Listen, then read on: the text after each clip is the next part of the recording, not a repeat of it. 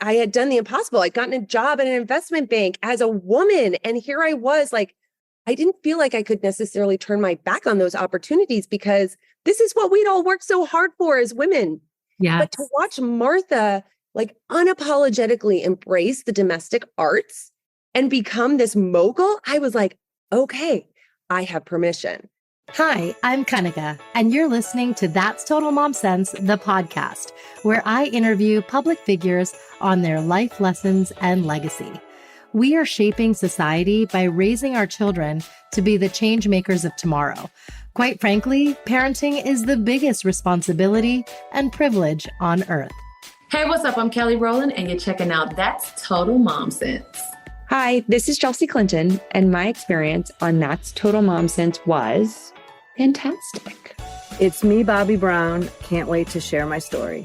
Be sure to check out my other monthly series, What Matters Most with Maple, featuring my co-host Michael Perry, and #Girl Dad Talk with Kimberly Wolf. Thank you to my distinguished guests, brand partners, community, and you for making this podcast possible. Episodes release every Thursday wherever you listen to podcasts. You can join my tribe by logging on to thatstotalmomsense.com and following me on Instagram at Kanika Chadda Gupta. Now let's dive into today's episode. Throughout the winter months, I don't feel like going anywhere, so home workouts are my BFF. Thankfully, I discovered Mossa. Mossa has a history that spans 5 decades of inspiring millions of people to move. Mossa has hundreds of on-demand workouts and recoveries for everyone, new movers and athletes alike, 300 plus and growing. My podcast listeners get 30 days free on top of a 14-day trial with my very own promo code, Total Mom Sense 30. After 44 days, a subscription is just $9.99 per month. Workouts fit every schedule, whether you have 10, 30, or 60 minutes. And they're actually enjoyable, driven by music and amazing coaching. Mossa's video library has workouts like dance, MMA, mind body, HIIT, and cycling. They've got work-ins. Their word for recovery is work-ins, like the D-Death series, to offset our sedentary lives, and 10-minute synergy experiences based in yoga and Pilates. I especially love strength training. These structured workouts improve fitness, a stronger physique, living better, feeling better, which means we're able to run around with our kids or grandkids and build better brain health and a can-do attitude. To learn more, log on to www.mossa.net. And remember, use my promo code TOTALMOMSENSE30 to receive 30% off your subscription. What are you still doing here? Get moving. Albert Einstein once said, play is the highest form of research. All play is associated with intense thought activity and rapid intellectual growth. And my guest today can vouch for that, as she took play, what piqued insatiable curiosity in her and brought her joy, to become her passion and profit. Today's guest is someone who's been in my network, and I'm so excited to chat with one-on-one, as she's a powerhouse female founder and parent who pivoted her career from finance to food and beverage, all because she trusted her intuition. And we all know how important that is on the show. It's our mom sense, our dad sense, that sixth sense that helps us chart the right path. Candace Nelson is a serial entrepreneur, a New York Times bestselling author, Wall Street Journal contributor, and expert in turning one's passion into a profitable business. In 2005, Candace revolutionized the baking industry when she left her career in finance to start Sprinkles, the world's first cupcake bakery and cupcake ATM. In 2017, she launched Pizzana, a growing chain of pizzerias acclaimed by Michelin Bib Gourmand. Expanding her portfolio of investments, she founded CN2 Ventures, which focuses on female and diverse founded businesses. Her books include the Sprinkles Baking Book, where she shares 100 recipes from her kitchen, and the HarperCollins leadership published Sweet Success, a simple recipe for turning your passion into profit. Candace lives in LA with her husband, sons Charlie and Harry, and dog Willie. Today, we're going to dive into Candace's life story, her proven recipe for finding your calling and making it successful, and the ingredients you need to sustain your business, and how parenthood has been a catalyst for her to get intentional about what's next on the menu. Candace, welcome to the show. Wow, thank you for that beautiful intro. I'm delighted to be here. Me too. I'm so excited to dig in. Well, congrats on your book and all the sweet successes you've had along the way. Thank you so much. Well, let's start with your TEDx talk at Wesleyan. It's your alma mater. You won the Most Distinguished Alumnus Award, and you gave the most compelling talk on play. And you started with how you witnessed your son tap into his imagination and what that kind of did for you. So take us there. We talk a lot about work, and we talk a lot about work-life balance, and prioritizing rest, but we don't talk enough about play. Play is sort of this third space where our mind can be truly creative. We can release ourselves from rules and kind of imagine the world, a vision for the world that doesn't exist yet. And it was in that space, that playful space, that Sprinkles was born. I had lost my job in the dot-com bust. 9/11 had happened. My passion for baking, which I'd grown up with, was reignited being in San Francisco in this beautiful food city. And I turned to baking just as a comfort, a fun activity. I found my flow in the kitchen, and I realized that that's what I wanted to be doing with my life. You were born in Southeast Asia and Indonesia and grew up there. So tell us what life was like then. Well, this was an analog world. So I was very far from home, and it was hard to connect with my homeland in any substantive way. I mean, long distance phone calls were expensive, right? And they were often dropped. Even just finding things I love from home, like cereal, they would come over, cereal would come over on ships, and it would take 2 weeks. And by the time, it reached us, it was kind of stale and soggy from the humidity in Indonesia. And it's just I couldn't get anything I loved from home. Aww. And so I had to learn to make the treats I loved myself. So my mom and I spent hours and hours in the kitchen baking from her Joy of Cooking cookbook, things like sheet cakes and brownies and Rice Krispie treats and all the things that I missed. That's amazing. And even your grandma had just a very significant impact on you, right?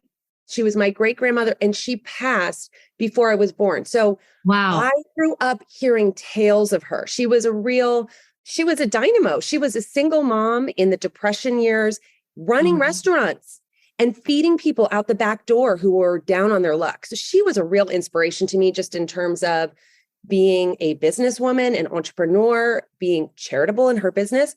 And my mom used to share stories with me, detailed stories of the treats that she would make and the, gatherings that she would have. So I felt like I knew her, but I didn't actually. In college, would you say you were a rule follower or more of a rebel, or a bit of both? I definitely am a rebel for sure, but I also really like to do a good job. So I wanted to get good grades. I wanted my professors to think highly of me. I wanted to exceed expectations and succeed. But I also just liked to party, and I like to do things my way. And I mean, I'm both. We're all so multifaceted. It's hard to really choose. It's true. It's true. I love that. I love that. Yeah. And you know what? Like I said in the beginning, you find out how to chart your path. And I remember I think it was in your talk, you mentioned how you opted for econ instead of theater. But, and then you had this career in banking as an analyst, and you managed to pivot and were like, you know what, I'm going to tap into something else that's always been there, so it's never been latent, which is great. So to tell us about that, like the dot-com bust happens and boom, you're like, okay, what am I going to do next? So I have been raised in this family that really believed in traditional education. And also my dad was a corporate lawyer. He had worked only for 2 companies pretty much in his whole career. So a very loyal company employee. And that was sort of what I was raised in. So I figured I would get a job out of college. I'd get some good experience as an investment banking analyst working in corporate finance. And then I'd go find my career, my one career doing my one thing. And lifer. Yeah, the prevailing sentiment of the day. It's so different now. But Yeah. so I did all the right things. I got recruited to that prestigious investment bank out in San Francisco. I was working with technology companies. And then I went to go work for one of the technology companies. This was the late 90s. It was the dot-com boom. And then, of course, the bust. Yeah. So I was out of a job. I was on the couch. I was kind of struggling with what next because I'd followed all the rules. I'd done everything right. And now here I was down on my luck. Like, what happened? This wasn't how it was supposed to play out. I had done the impossible. I'd gotten a job at an investment bank as a woman. And here I was like, I didn't feel like I could necessarily turn my back on those opportunities because this is what we'd all worked so hard for as women. Yeah. But to watch Martha like unapologetically embrace the domestic arts and become this mogul, I was like, okay, I have permission. I decided to go to pastry school instead of business school. I reclaimed my love for baking. I was having so much fun just playing in the kitchen. And I didn't know at the time what I was going to do with it. I just knew that when I was baking, I felt that I was in my flow. I was doing something that brought me joy. And that was enough for me to want to take the next step. And the next step for me was to test my interest. Like, I knew I loved to bake as a hobby. Would I like to do it as a career? And so that's what pastry school was for me. It was sort of this test of, do I want to wake up every morning and get my hands, in dirty and, be hauling bags of flour around? And I realized I loved it. So after pastry school, of course, I wanted to do something entrepreneurial and initially started by making special occasion cakes. Realized that was not a good business. People don't buy them very often. They take a long time to make and they're very frustrating. Right. Oh, I can imagine. And yeah, it's few and far between. Exactly. So I just remember, cupcakes were kind of coming onto the scene. I had just gotten married. I'd seen a lot of these wedding cupcake towers that people were opting for instead of the traditional cake. But then when I'd walk through the supermarket, I'd see these very basic cupcakes stacked up in plastic clamshells. And cupcakes, even though they were this nostalgic, beloved treat in our country, they just were kind of an afterthought. And so I decided to reinvent the cupcake. If I could make a cupcake aspirational and giftable and something that an adult would love to eat, celebrate with, and gift, I could expand the market. And by expanding the market, it meant that I could niche down and I could open a bakery devoted solely to cupcakes. Risky venture. No one had done it before. And everyone was telling me it was a bad idea. A, because it hadn't been done before. And a lot of people can't see the vision that you can as an entrepreneur. But B, it was the height of the low carb craze at the time. And nobody I knew was eating any carbs. Yes. With Atkins, South Beach, it was like, oh, I can't eat that. Exactly. But then when you see it, you're like, okay, I want 3. Well, exactly. I knew I had to do 2 things. One, I had to really create a phenomenal product, something that was craveable, something that was splurge worthy, that could get people, to splurge, even if they were eating a burger without the bun. And the other thing I needed to do was really lean into brand because I was opening something that was not defensible. Anybody can make a cupcake. Anybody can open a cupcake bakery. And quite frankly, they all did. After we opened, we saw an explosion of cupcake bakeries. So I really had to reinvent the cupcake from the inside out, starting with the ingredients, the technique, the freshness. Then I studied everything down to the color of the wrapper, the style of the frosting. I wanted it to look artisanal with this hand frosted, using an offset spatula. All of our cupcakes are hand frosted. And of course, that idea of keeping that frosting to cake ratio the same throughout. Right. And then I wanted our cupcakes to be identifiable, like on a buffet of desserts. How would you know something was a sprinkles versus, all the rest? And that's how I came up with this reinvention on the traditional sprinkle, which we call the modern dot. And that we ended up trademarking. So when you see that on a cupcake, it legally should only be a sprinkles cupcake. That's amazing. I love that. Within your first week, you sold 2,000 cupcakes, and this was at your location in Southern California, and you caught the attention of Oprah. Tell us about that milestone moment. Oh, it was so crazy. So we went from everybody telling us we had a bad idea to being constantly sold out in those early days because I wasn't prepared for the demand that was going to be coming at us. And people were lined up and our cupcake case was constantly bare. And all I did all day was apologize to customers. Wow. Oh my goodness. But for some reason, the scarcity ended up fueling a little bit of FOMO and also really got people talking. And shortly after opening, we got the attention of Katie Holmes, Tom Cruise. All these celebrities started talking about us. We had the craziest holiday season where Sprinkles was the gift to give on everyone's list in LA. And we got this call from Harpo Studios saying that Oprah Winfrey wanted 350 cupcakes for her studio audience in Chicago the very next morning.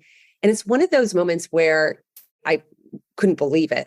And I also had no idea how I was going to do that. But just say like, yes. How are you going to pull this off? Right. How am I going to pull this off? You just say yes and you figure it out. And so fired up the ovens, baked and frosted those cupcakes, packaged them as carefully as I could. And my husband and I booked a red eye. We went through the airport, with cupcake boxes stacked over the top of shopping bags, carrying as many as we could with nothing but the clothes on our back, got to the Oprah Winfrey show the next morning and watched from backstage as Oprah had servers deliver cupcakes to her entire studio audience and then basically talk about how amazing Sprinkles cupcakes were. Like she went on and on. It was an out-of-body experience. Wow.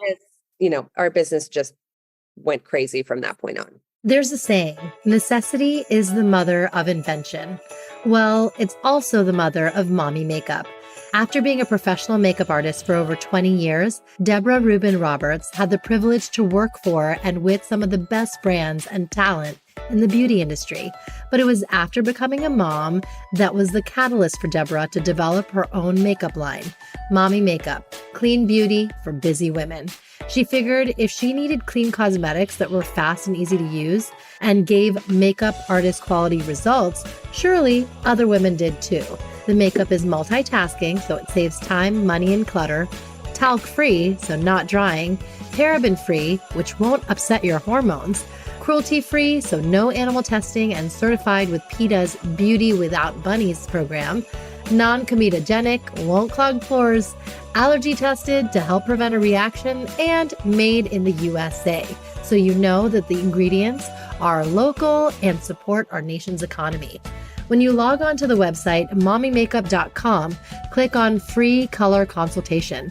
Simply upload a no makeup selfie and the team will send you back a comprehensive email advising which products and colors best suit your skin tone. It takes the guesswork and swatching out of the process. I especially love the tinted brow gel in Warm Brunette, which has natural fibers to add fullness to my brows, and the Triple Sticks lipstick in Tess, a beautiful berry hue, which I also put on my cheeks for a natural hint of color. Everything Mommy Makeup does will save you time and money, yet will still make you feel and look your best. Log on to mommymakeup.com and take your free consult to get started. Use my code MOMSENSE, MOMSENSE, for 20% off your first order. Have fun and feel good about makeup again. And so in addition to your locations, you came up with the idea of doing a cupcake ATM, which is brilliant. Would you say that's where you tapped into your finance background and were like, okay, this is something that's instant and exactly what a customer would want at any given time? It really was more personal in terms of me learning and leaning into a personal frustration because it was late at night. I was, speaking of being a mom, pregnant with my second son. I had eaten dark chocolate cupcakes through both of my pregnancies. I love it. And I had a craving. Charles and I would just come back from a party. It was late at night and there were no cupcakes in the house. Yeah. And I was frustrated. I was like, I own a cupcake bakery and even I can't get a cupcake at this time of night. Like, what's wrong with that? And so instead of just chalking it up to a pregnancy craving and going to sleep, my husband and I started brainstorming it. Like, what would that look like if you could get a cupcake 24 hours a day? We certainly pay rent 24 hours a day. Why wouldn't we want to monetize? And we had seen a really high-end vending machine at some hotel in New York. And we thought, well, what if we could apply that same technology to cupcakes And so the Cupcake ATM was born. Now let's go into the icing on the cake. We're going to sink our teeth into your book, Sweet Success, a simple recipe for turning your passion into profit. So what inspired you to write it? So Sweet Success is a guide to entrepreneurship told through the eyes of me as a first-time founder building Sprinkles. The book covers from conception to sale. So it's really the whole lifespan of a business. For me, I just have realized how hard it is to be a founder and how lonely it can be to be a founder. Yeah. I have been mentoring female founders. I have been investing in female founded businesses, but I wanted to help more at scale.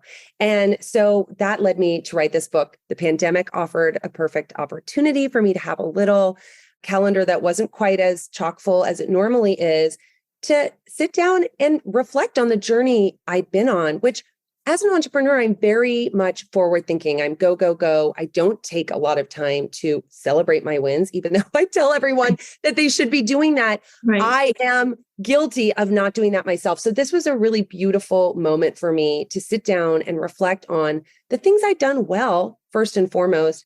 And then, of course, the mistakes I'd made and share those with the world because, I want to help people avoid those mistakes. But I also wanted to shine a light on a journey that doesn't normally get told.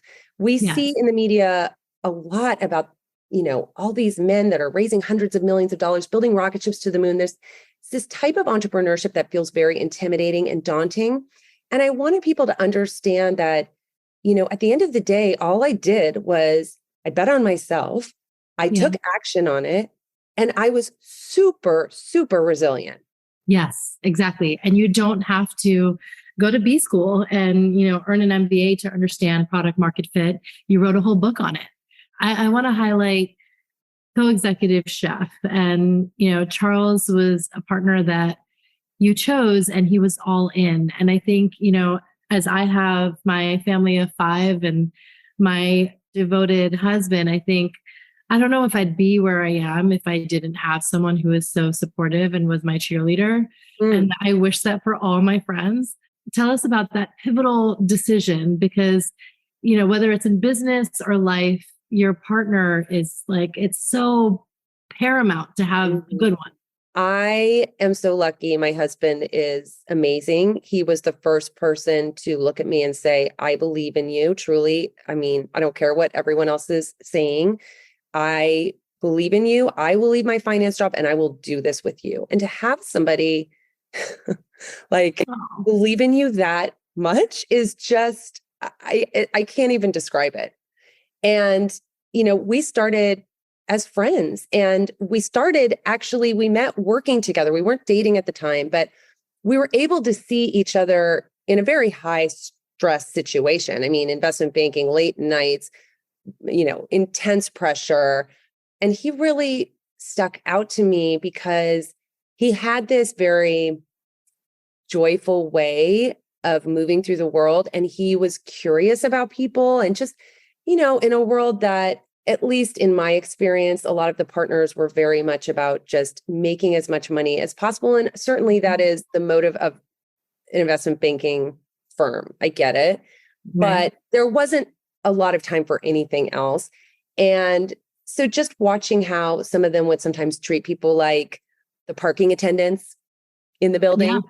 Right. And then watching how my husband knew their name, knew their family's name, knew what sports team they rooted for, and just always took time to make them feel seen, and not for any reason other than he enjoyed talking to people and he enjoyed learning about them. I just thought that was so beautiful.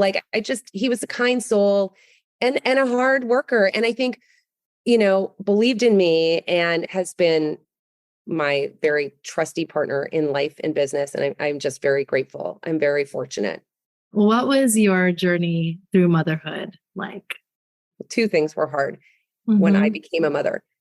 The loss of independence, the fact that I was very strictly held to a schedule of feeding and sleeping and all of that is no joke. For somebody who's used to just picking up and, calling the shots and making their own schedule, that loss of independence is something I had to mourn a little bit. Right. And then on top of it, I realized I always knew this about myself, but how much I need sleep and how people who can do well on not very much sleep are actually, I think, have an advantage as parents. Truly. Oh yeah, big time.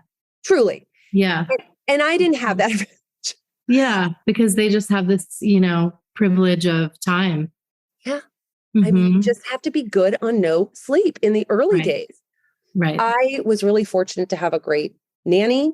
My husband is very hands-on, but those early days were rough. And my first son was not easy. He did not need very much sleep, unfortunately.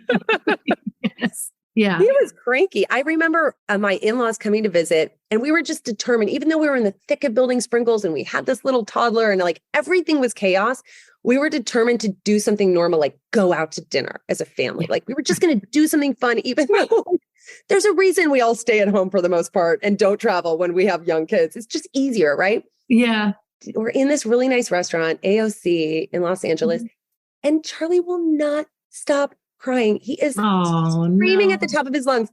So each of us took turns just holding him and walking around the block while the rest of us ate our meal. And we just did it in, stages.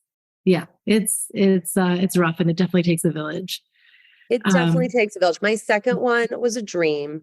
He's a sensitive guy and he has a lot of love to give, but you ultimately get your groove. And then now I have a preteen and a teenager. And it's like, I just treasure every moment because, he's in 9th grade. I've got 4 more years of him, under this roof. And all my friends are like, are you sending your kids to boarding school? And I love boarding school as an idea, but it has to come from the child. And I want every last minute I can with my kids. So no, they are not going to boarding school. They're like, Mom, I'm dying to go to boarding school, in which case I will support them. Yes. Yes. Oh, I love that. Tell us about a mom sense moment you had. And by this, I mean, a time where you trusted your gut and your sixth sense. And I know you've done that throughout your life, but maybe one that is colored by like your journey as a mom. Oh my God. So in Los Angeles, there is definitely a culture of people hiring baby nurses in the early days, like in sleep nurses to kind of help, get on a schedule and then 24 hours. Exactly. And it's so hard. I mean, this was my first child. I didn't know how to find this person. I relied on my network, but at the end of the day, you're entrusting your infant child to someone. And how do you know? And so this woman had come really highly recommended, but early on, I just felt something in my gut about her style. And what I realized it was she might have been right for someone else, but she wasn't right for me because she knew best always. Okay. And she made me question my own instinct as a mom because she had more experience. And on some level, I guess that's true. But on another level, I wasn't having it. And so I just realized I'm so sorry that this isn't the right fit. And it was hard for me because I did sort of second guess myself, like this woman had come so highly recommended. What do I know? I'm a first time mom. This is my child. But at the end of the day, you know everything because you're the mom of that child. Thank you so much, Candace. Please tell my audience where we can find you and follow you and support you. Thank you so much. This has been so much fun. I am on all the social media platforms, much to my dismay. Right. Twitter, TikTok, and Instagram, you can find me at Candace Nelson. I'm also on LinkedIn. And then Pizzana, you can find on Instagram as well, at Pizzana. And we're shipping our pizzas frozen via Goldbelly. So that's a fun little easy dinner to get on the table for your family. And my book, Sweet Success, is available at Barnes & Noble, Amazon, your local independent bookseller.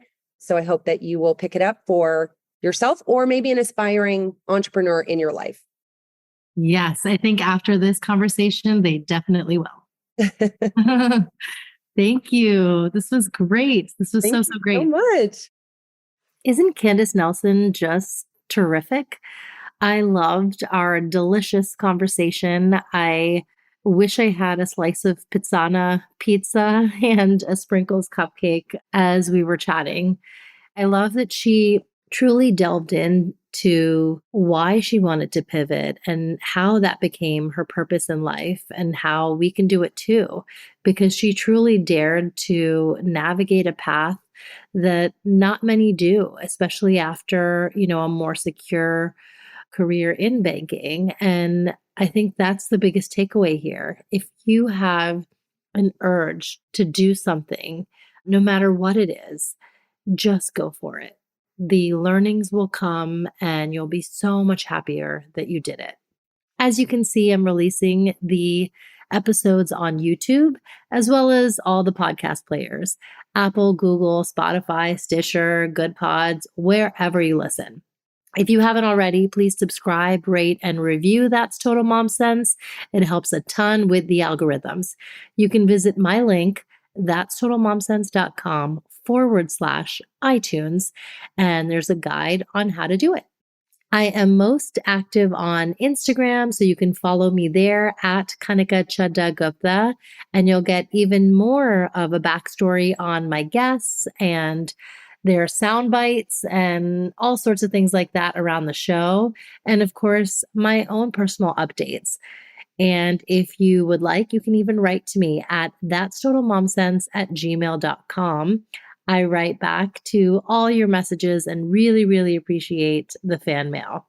Remember, always trust your mom sense and dad sense. Stay strong, super parents. I'll see you next time. That's Total Mom Sense.